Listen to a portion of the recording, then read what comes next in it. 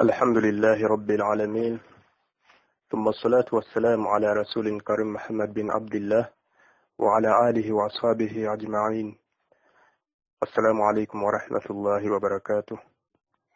tumutendereza Allah w'ekitiibwa abukeesezza n'atutuusa ku lunaku luno nga ffenna tukyali balamu. Tumusaba Allah akkirize emirimu gyaffe gye tukola ku lulwe, era tumusaba Allah atusonyiwe obukendeevu bwaffe ebyo byonna ebitusobako ng'abatonde. Twongera okumusaba asse okusaasira n'emirembe ku mubwaka waffe Muhammad sallallahu alayhi wasallam. Mpozi barakallahu fiikum, tukyagenda mu maaso n'omusomo gwaffe ogw'esswala ng'olunaku lwe twasembayo okubeera nga tusisinkagana. Olunaku lwe twasembayo okusinkana twalaba obukwakkulizo bw'esswala, ne tulaba empagi z'esswala, ne tulaba wajibaati esswala oba ebyetteeka by'esswala, ne tulaba sunna z'esswala, ne tubeera nga twakomekera n'ebikkirizibwa okukola ng'osaala. Era nga mwattu ebyo byonna kyatteekwa okubeera nti obimanya nga tonnaba kubeera ng'oyimirizaawo esswala, kubanga obutabimanya kiyinza okuviirako ekimu ku byo okubeera nga kyekiviirako obukendeevu bw'esswala yo gy'osaala. N'olwekyo tusaanidde okutandika okubeera nga tugoberera emisomo gino step by step, tusobole okubeera nga tulongoosa esswala zaffe.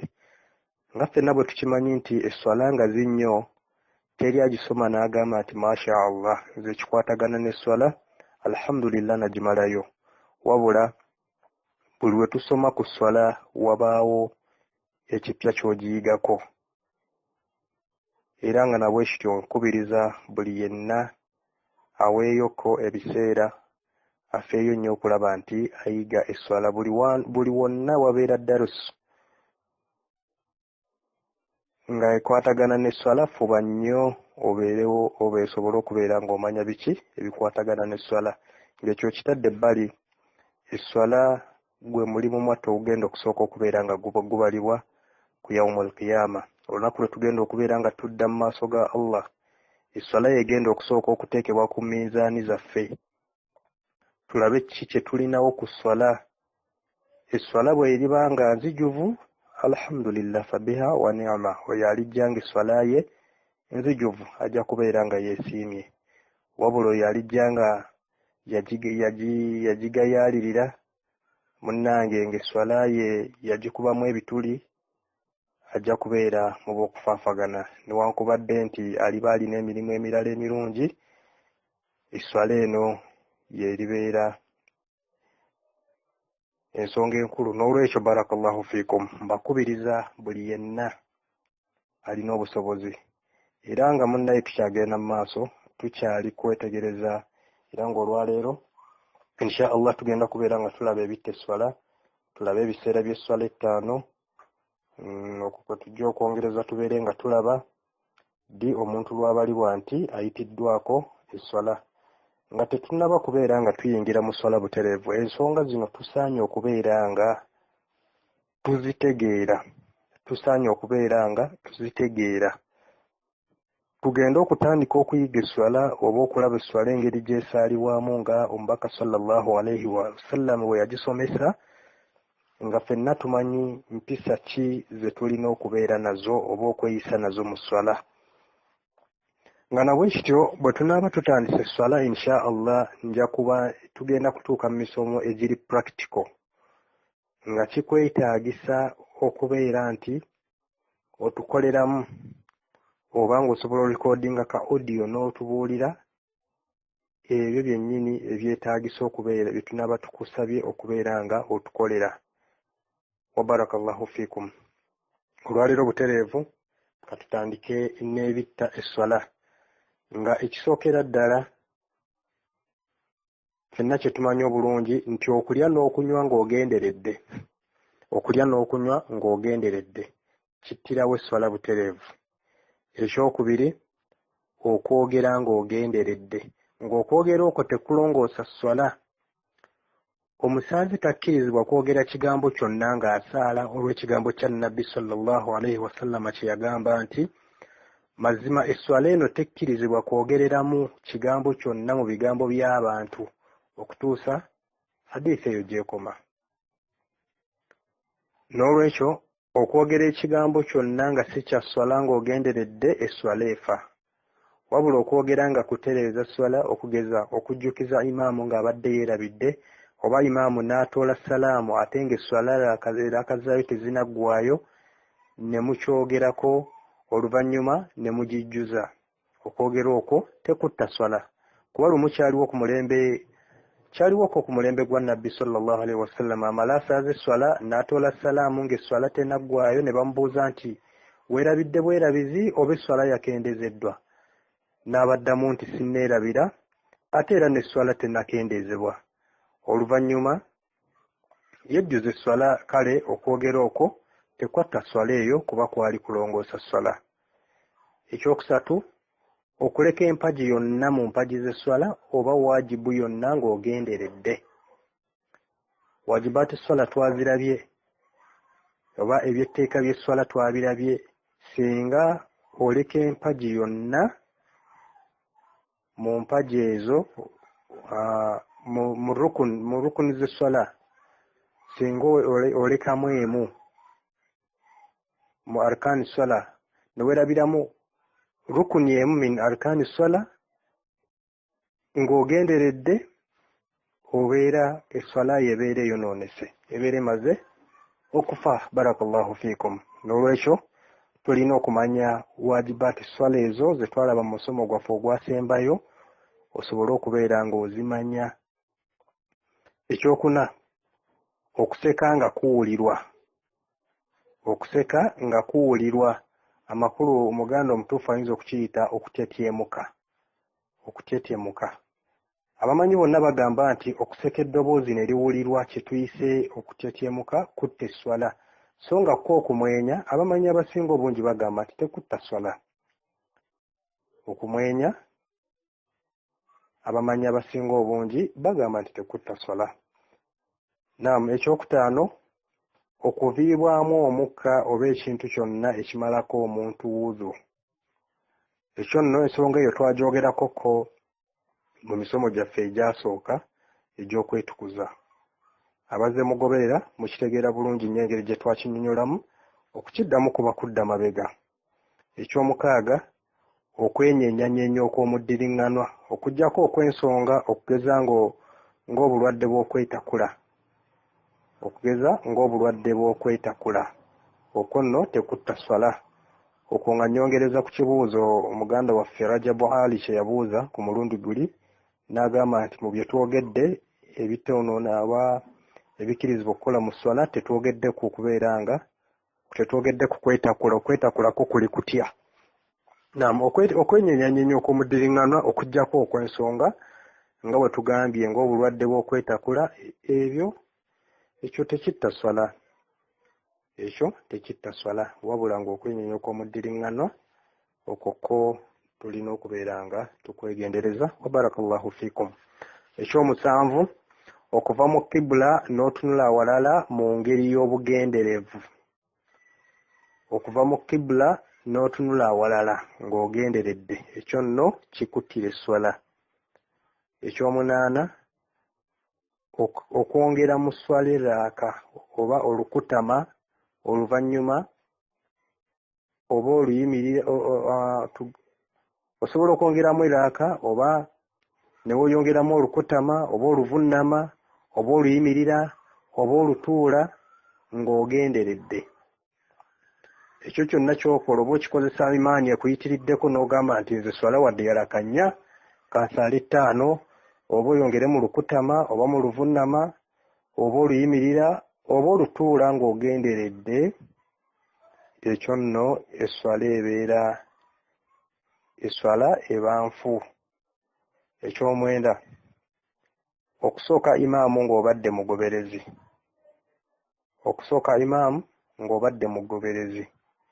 Naye ng'ensonga eno barakallahu fiikum sigenda kwongera kubeera nga njigaziya wano, wabula kitwale nga bw'okitegedde. Tokulembera imaamu ku biyungo, kitwale nga bw'okitegedde, naye nga tujja kwongera okugyetegereza n'okugigaziya insha Allah nga tutandise okusoma ku swala yaffe. Eky'ekkumi okwebakira mu swala. Okwebakira mu swala kijittira ddala. N'eky'ekkumi n'ekimu okwerabira okuyitiridde okugeza esswala ya Aisha mu kifo ky'okusaala eraaka ennya n'osaalamu eraaka nga 8. Okwerabira okwo okuyitiridde. Ffenna okwerabira ke tutera okumanya kwongeramu eraaka emu oba n'osalako eraaka emu mu kifo ky'ennya n'osaala 3 n'olowooza nti oba ey'okusatu ey'okuna. Ekyo tekirina buzibu, naye ekyokwerabira okuyitiridde. Ekikugeza esswala ya Ishaayi ya raaka 4 naye n'osalamu eraaka nga 8. Ekyo nno kiba kitta esswala.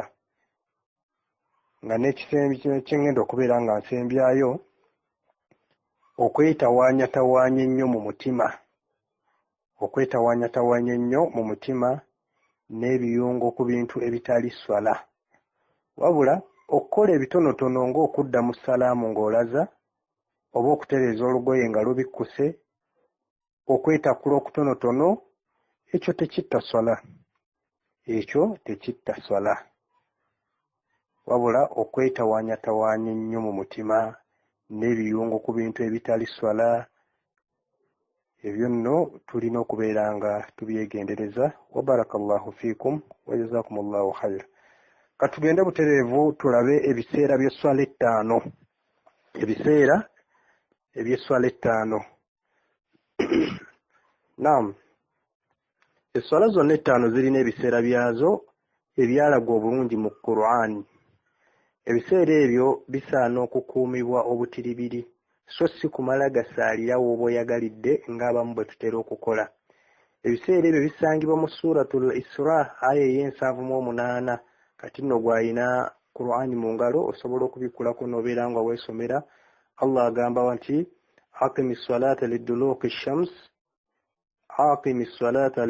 shamsi illa ghasaqi al-layl wa Qur'an al-fajr inna Qur'an al-fajr kana mashhuda. Inna Qur'an al-fajr kana mashhuda. Naam. Amakulu agamba nti aqimi ssalata liduluki shams, yimirizaawo esswala ng'enjuba ekyuse, illa ghasaqi al-layl, nedda ebuvanjuba okutuusiza ddala ng'obudde bukutte ekizikiza. Amakulu mu makkati g'ekiro, era yimirizaawo n'esswala ku makya. Y'oku makya. أقم الصلاة لدلوك الشمس إلى غسق الليل وقرآن الفجر إن قرآن الفجر كان مشهودا. Naam, aye badde egenda bwetyo naye ng'ekitundu kye mbadde nsinga okwagalamu kye kino Allah wagambira nti yimirizaawo esswala ng'enjuba ekyuse nedda ebuvanjuba okutuusiza ddala ng'obudde bukutte ekizikiza oba mu bukiyite mu makkati g'ekiro, era yimirizaawo n'esswala y'oku makya okutuusa aya eyo gy'ekoma. Naam, enjuba bw'ekyuka nedda ebuvanjuba zissaawa nga 6 n'eddakiika 45 okutuusiza ddala ekiro. Waliwo esswala 4 ng'esswala ezo zikwataganye, buli kiseera kyemu oluggwako ng'esswala endala eyingirawo. Esswala ya dhuhuri ne asiri ezo zisaalibwa misana, enjuba buli lwedda ebuvanjuba. Ate magribi ne isha ne zisaalibwa mu kimu kyakubiri ky'ekiro ekisooka. So nga subuhi yo yayawulwa kuba ekiseera kyayo kyeyawudde ku ishaayi ne dhuhuri, era ne Allah yajawula teyagigatta na ziri 4 zitulabye mu kitundu kya aya ey'okubiri. Kankiddemu ndowooza kisobole okubeera nga kitegereka bulungi. Ngambye nti esswala ya dhuhuri ne asiri ezo zisaalibwa misana, enjuba buli lwedda ebuvanjuba. ate magribi ne isha ne zisaalibwa mu kimu kyakubiri ky'ekiro ekisooka, so nga subuhi yo yayawulwa kuba ekiseera kyayo kyeyawudde ku ishaayi ne dhuhuri, era ne Allah yajawula teyagigatta na ziri ennya zetulabye mu kitundu kya aya ekibadde ekyokubiri. Ezo nno ze ssaawa oba ze swala ttaano. Naye ate bwe tutunulako mu bigambo by'omubaka wa Allah Nabbi sallallahu alaihi wasallam yagamba nti ekiseera kya dhuhuri kitandika ng'enjuba ekyuse nedda ebugwanjuba, ng'enjuba ekyuse nedda ebugwanjuba. Amakulu ng'ekisiikirize ky'omuntu oba ky'ekintu kyonna ekiwanvu ekisobola okusimbibwa wansi n'olaba ekisiikirize kyakyo ng'akati, omuggo, fuutiluula n'ebirala kyenkanankana n'obuwanvu bwakyo ebbanga asuli lyemala nga tennatuuka. Ebbanga asuli lyemala nga tennatuuka. Ate ekiseera ky'essala ya asuli kitandika ng'ekiseera ky'essala ya dhuhuri kiweddeko. Ekiseera kya asuli kyo kitandika ng'ekisiikirize ky'omuntu oba eky'ekintu ng'omuggo, akati, fuutuluula nga bwe tugambye kisinze obuwanvu oba kwe kugamba ng'ekisiikirize kiwanvu okusinga obuwanvu bw'ekintu ky'opimisizza, okutuusa ng'enjuba tennafuuka ya kyenvu. Okutuusa ng'enjuba tennafuuka ya kyenvu. Ate ekiseera ky'essala ya magribi kibeerawo ng'enjuba egudde, okutuusa ng'ebire ebimyufu biwedde ku ggulu. Okutuusa ng'ebire ebimyufu biwedde ku ggulu. Ate ekiseera ky'essala ya ishaayi kitandika ng'ebire ebimyufu biwedde ku ggulu ebugwanjuba, okutuusa mu kimu ekyokubiri ekyekiro zi ssaawa 5 n'ekitundu ez'ekiro, abamu bagamba bajja kugamba ssaawa 6. Ate ekiseera ky'essala ya subuhi kitandika ng'emmambya evuddeyo okutuusa ng'enjuba evuddeyo. Wa barakallahu fiikum. Naye ng'ebiseera ebyo bw'oba oyagadde okubeera nti ofuna obukakafu okusinziira nga bwe mbadde mbisoma, osobola okutunulako mu Bukhari namba 527 oba n'otunula mu Sunan Abi Dawud namba 424. Namba 424. Osobola okubeera nga otunulayo n'osoma engeri gye byalambikibwa mu hadisi ezo. Kaakati nno nga tukyali ku biseera, ensonga zino zo nkusaba ozeetegereze bulungi nga tunnaba kulowooza kubeera ng'obuuza ku biseera by'esswala. Ensonga zino nkulu nnyo, beera ng'ozeetegereza. Wa barakallahu fiikum.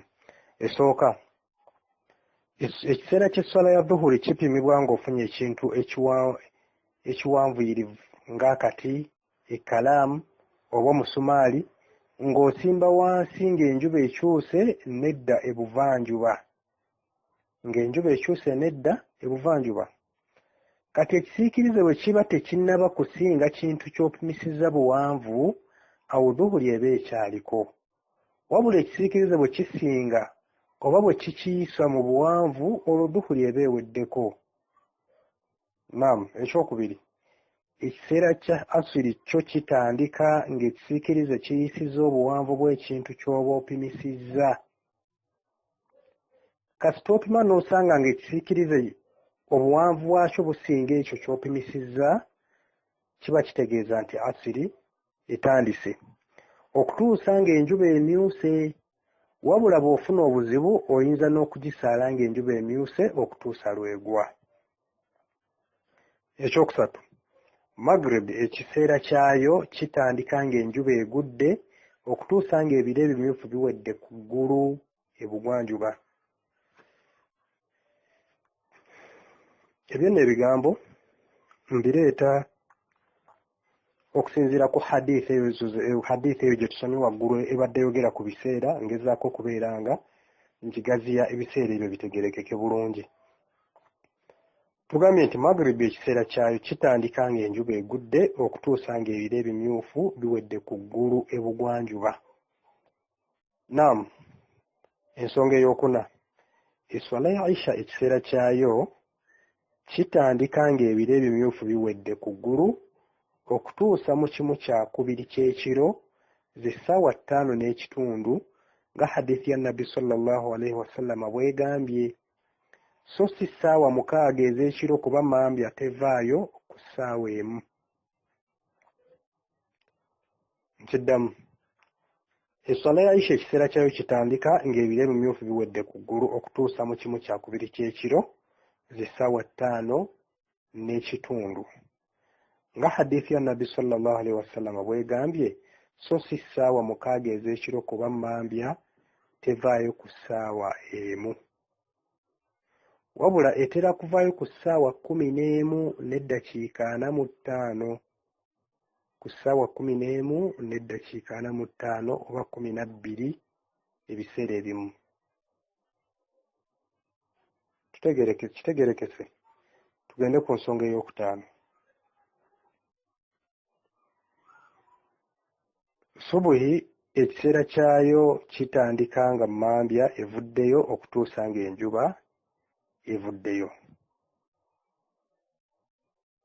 Subuhi ekiseera kyayo kitandika nga mambya evuddeyo okutuusa ng'enjuba evuddeyo.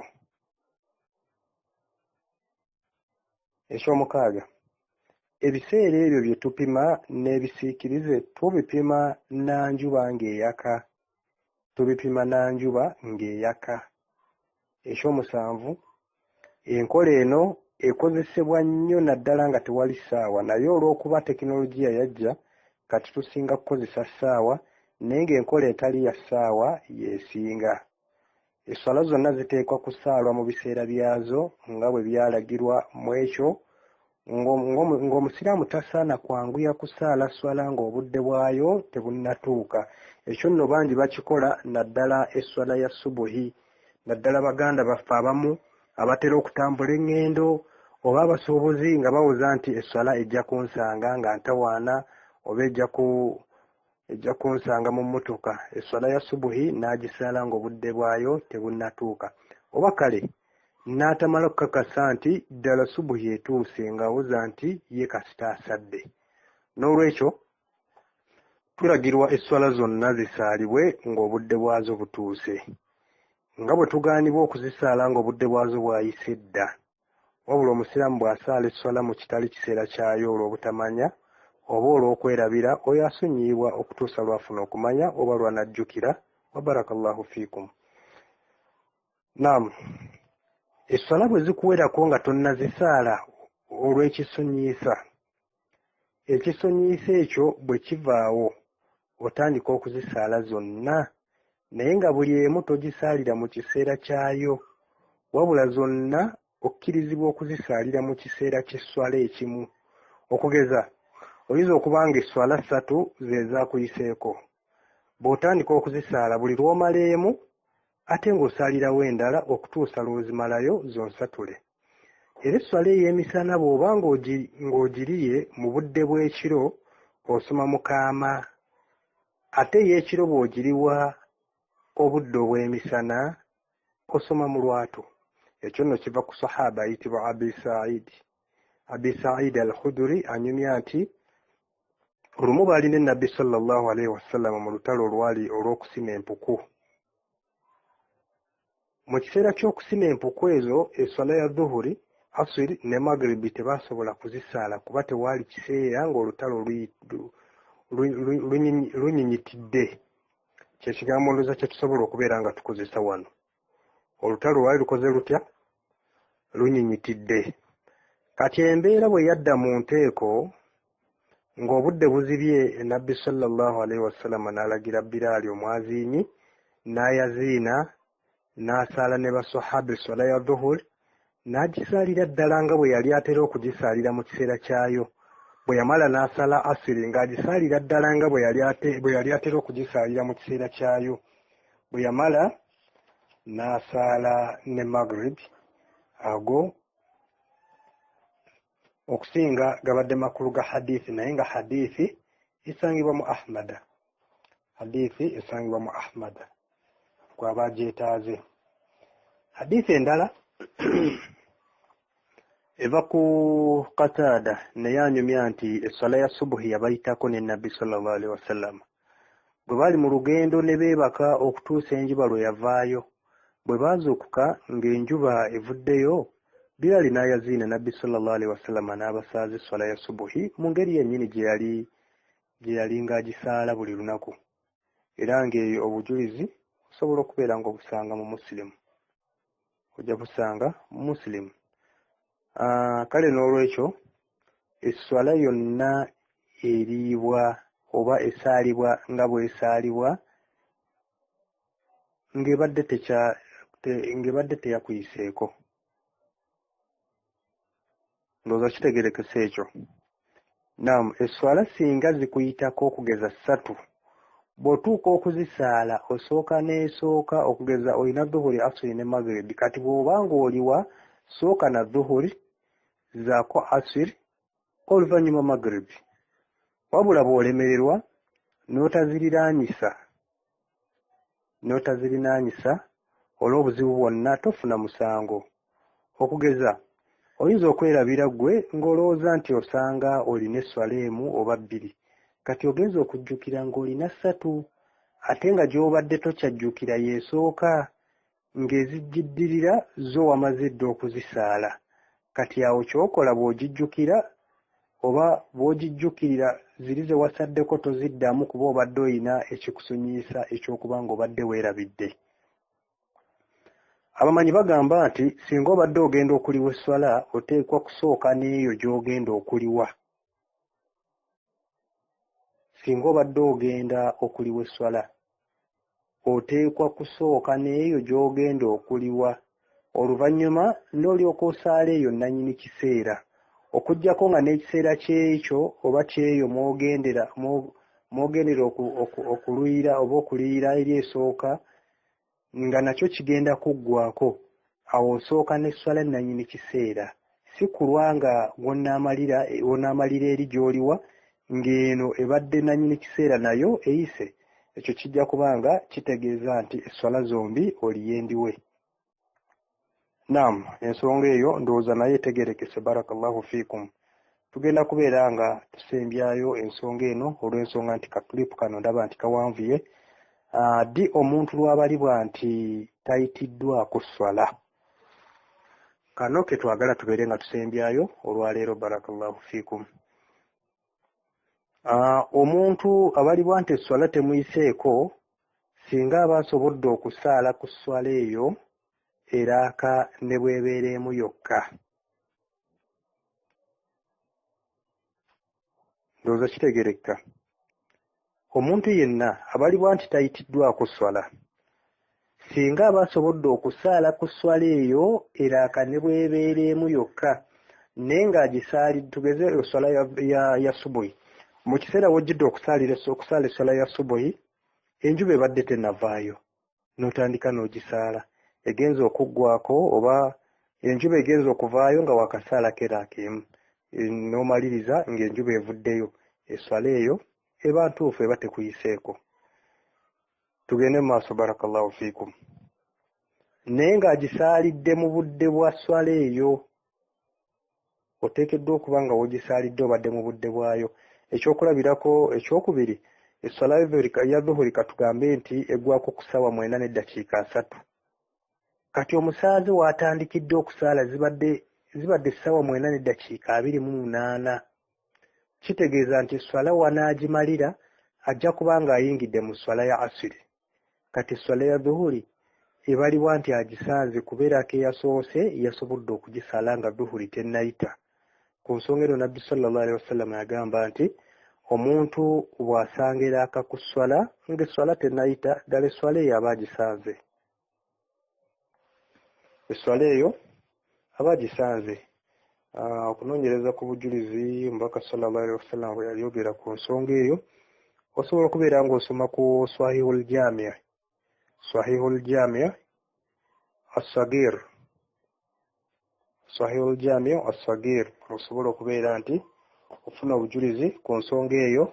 Genda osome ku nnamba 5998 nga ne hadithi endala egamba nti omuntu bw'asanga eraaka emu ku sswala ya subuhi n'agisaala ng'enjuba tennavaayo, ddala esswala ya subuhi aba agisanze. Eyo nno nayo hadithi. Ate omuntu bw'asanga erakeemu ku swala ya asiri n'agisaala ng'enjuba tennagwa, ddala mazima esswala ya asiri aba agisanze. Eyo ya hadithi eriemu naye nga nayo eri mu kitabo kyekimu ekya Sahihul Jami' as-Saghir. Mujja okubeera nti osingana hadithi eyo eri namba 15,992. Naam, ekitabo kidamu afwan Sahihul Jami' as-Saghir 15,992. Beera nga ofuna mpozi omusomo gwaffe ogunaddako barakallahu fiikum twali tusoma okwetukuza waliwo ensonga gye twalekayo ey'omulwadde yeetukuza atya. Omulwadde yeetukuza atya, asaala atya. Ebyo byonna tugenda kubeera nga tubiraba mu musomo gwaffe ogunaddako inshaallah. Nja kusaba tukome wano olw'ensonga nti akadde kaffe kalabika nga kaweddeyo. Tujja kubeera nga tutandikira awo inshaallah tunaba tuzeemu okubeera nga tusisinkana. Wa barakallahu fiikum. Saba Allah tugasse n'ebyo bye tuyize olwaleero era atuwa okubeera nga tubitegeera tubisse mu nkola tusobole okubeera nga tumusinkana nga Allah atusiimye. Wa barakallahu fiikum. وفق الله الجميع لما يحبه ويرضى والحمد لله رب العالمين.